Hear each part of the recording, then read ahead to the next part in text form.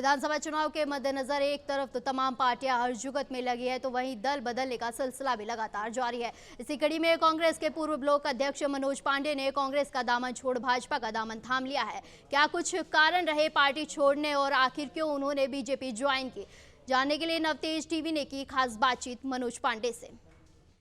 राजस्थान में विधानसभा चुनाव अब बहुत कम दिन उसमें बचे हैं, तारीखें की घोषणा हो चुकी है और दोनों ही प्रमुख पार्टियां कांग्रेस और बीजेपी की हम बात करें तो अपनी अपनी तैयारियों में व्यस्त हैं। अभी थोड़ी देर पहले ही भजनलाल शर्मा जी अपना नामांकन भर के गए थे और दल बदलने का सिलसिला जारी है। हालांकि सबकी अपनी अपनी सोच है कि उन्होंने क्यों अपनी पार्टी छोड़ के दूसरी पार्टी ज्वाइन करी। ऐसे ही पूर्व ब्लॉक अध्यक्ष कांग्रेस के मनोज पांडे जी हमारे साथ हैं। सर, क्या कारण रहे पार्टी छोड़ने? देखो, पार्टी छोड़ने का मूल कारण तो जो हमारी पार्टी थी, जो तुष्टीकरण की एक राजनीति करती है, उससे बहुत पीड़ा होती है। पर एक समय हो गया, दम घुटने लगा, कब तक झेलें। कहीं तो आप 5 लाख रुपए भी नहीं दे पाते हो, कोई आत्महत्या कर लेता है तो, और कहीं एक विशेष समुदाय के दबाव में 50 लाख रुपए एक दिन में दे देते हो। तो इसका क्या कारण है? ऐसा आपको क्या, आपका जो विजन है वो गलत है। और अशोक गहलोत जी जो कहते थे ना कि कांग्रेस सरकार रिपीट होने वाली है, तो उन्होंने अपना सपना पूरा किया है वास्तविक। उन्होंने केवल प्रत्याशी रिपीट किए हैं। जो 200 विधानसभा में जो प्रत्याशी थे या जीते हुए हारे हुए, उन्होंने जो एक लूट के अड्डे बनाए, वो लोगों का इस तरीके से चरम सीमा उनको लोगों के गले घोंट दिए कि लोग कह नहीं पा रहे थे। तो हमारा भी दम घुटता था। और जो बीजेपी और बीजेपी के संगठक जितने भी इनके विकल्प और प्रकल्प हैं, उनके जो कार्य हैं वो काबिले तारीफ हैं, और जो मेरा कार्य करने का तरीका है वो उससे मैच करता है। इसलिए आप लंबे समय तक आप कांग्रेस में रहे हो, आप बीजेपी में आप शामिल हो पिछले 4.5-5 साल से। जैसा कि आपने कहा कि प्रत्याशी रिपीट हुए, अगर वही प्रत्याशी रिपीट करने थे जिनमें मैक्सिमम परसेंटेज आज भी अगर हम देखें तो जो पायलट समर्थक लोग थे उनको रिपीट किया गया, यानी कि ये साफ है कि पायलट के सहारे ही कांग्रेस एक बार फिर से राजस्थान की वैतरणी पार करना चाहती है। तो फिर इतना झगड़ा जो 4.5-5 साल हुआ वो किस वजह से हुआ?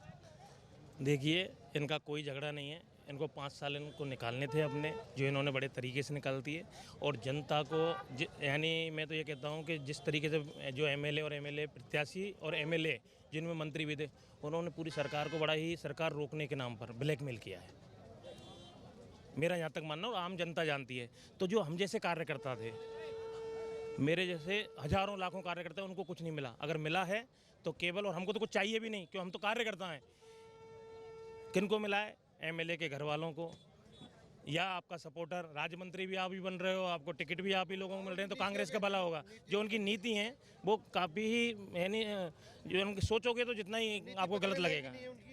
ये हमारे साथ मनोज पांडे जी, इनका साफ तौर पर कहना है, पूर्व में क्योंकि ये कांग्रेस में रह चुके, कांग्रेस के अंदर की राजनीति ये बहुत अच्छे से समझते हैं। इनका साफ तौर पर ये कहना है कि पूरे 4.5 साल 5 साल सिर्फ और सिर्फ जनता को बेवकूफ़ बनाने के अलावा या जनता को लूटने के अलावा गहलोत सरकार ने कुछ नहीं किया, ऐसा कहना है पूर्व कांग्रेसी रह चुके, ब्लॉक अध्यक्ष रह चुके मनोज पांडे का। खैर, अब देखने वाली बात ही होगी कि मनोज पांडे ने आज बीजेपी ज्वाइन कर ली है, मोदी जी की विचारधारा से ये प्रभावित है और गहलोत सरकार की तुष्टीकरण की नीति के खिलाफ इन्होंने ये कदम उठाया और भाजपा ज्वाइन की। अब देखने वाली बात यह कि आने वाले विधानसभा चुनावों में क्या कुछ नुकसान ये कांग्रेस को पहुंचाते हैं और फायदा बीजेपी को पहुंचाते हैं। सहयोगी कैमरामैन अजय के साथ उमंग माथुर, नवतेज टीवी, जयपुर। देश और दुनिया की हर बड़ी खबर के लिए सब्सक्राइब करें नवतेज टीवी और पल पल के अपडेट्स के लिए बेल आइकन को दबाना ना भूलें, क्योंकि आपकी खबरों का भरोसेमंद साथी है नवतेज टीवी।